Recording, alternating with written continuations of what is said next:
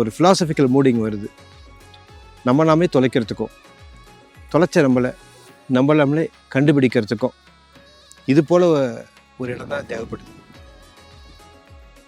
மகாபலேஸ்வர் குறிப்பாக இந்த இடம் சொல்லணும்னா பஞ்சகனி. ஸோ இப்படிப்பட்ட ஒரு பயணத்தை ஒவ்வொருத்தரும் ஆக்சுவலாக அனுபவிக்கணும்னு தான் நம்மளுடைய ஆசை.